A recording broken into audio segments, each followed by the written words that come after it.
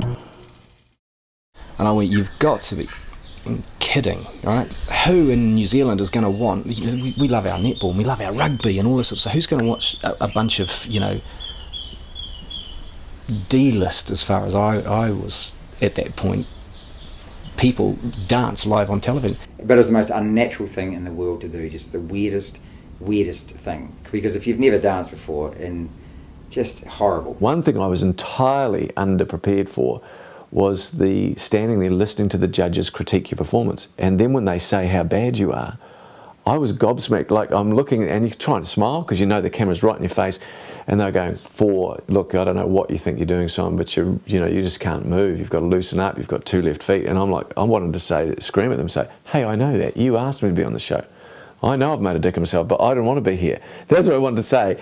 You can see the ones that can't cope, though. You know, I love criticism. I love constructive criticism that you can take. And I mean, I've been directed all my life, so it was just another point of direction, really. Except you're in front of the whole nation, slightly exposing.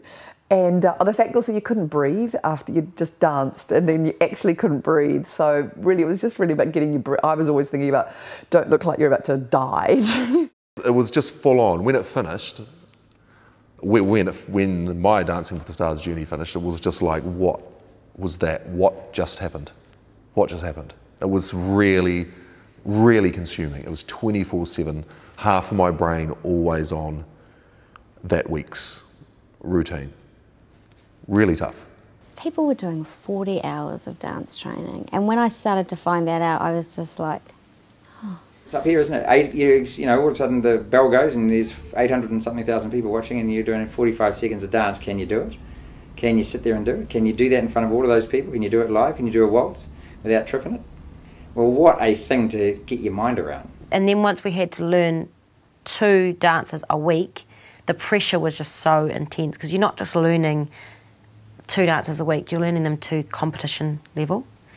That was so stressful. Couldn't eat, couldn't sleep, just perspiring, just with the fear of performing. It was honestly like nothing I've ever done, the performance thing. That pressure was intense, and the judging was as harsh as it comes across on television. They don't pull any punches. It's not planned. They're really nice to you behind the scenes, and then they're really mean to you on camera, and then they come and try to be nice to you after, and you're like, no, that was really horrible what you just did to me. There was never a question I would win, so I didn't feel the pressure of the competition, really.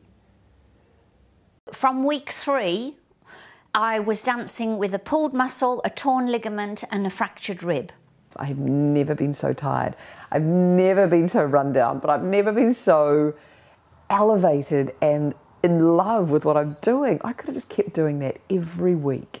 The hardest thing was standing there just before you're about to go on and they announce your name, and there's just so much dread, because you know that 800,000 people plus are watching you and critiquing you.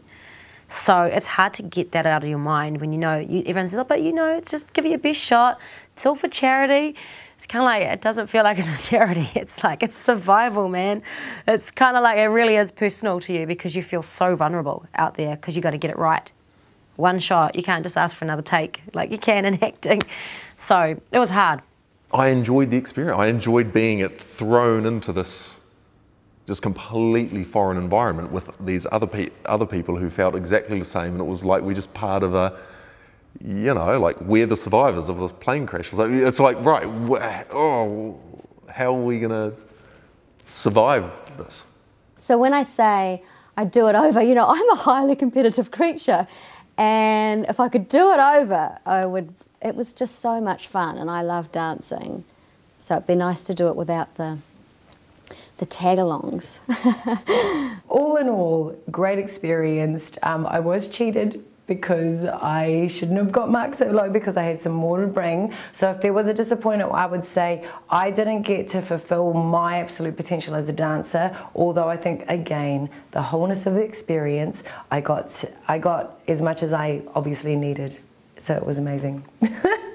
I loved working with Stefano. I loved the band and all the frippery and nonsense. I did all right.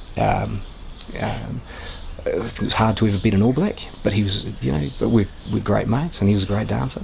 Twinkle toes. Twinkle toes, and I met my wife. But it was, the thing for me was just the unbridled fear and nerves of doing a 90-second routine, and fearful I was going to let Vanessa down, fearful I was going to humiliate myself, fearful I'd let my family down. It was that. In hindsight, you know, again, I look back at these things and think, a good experience, but never again. I'd never do it again.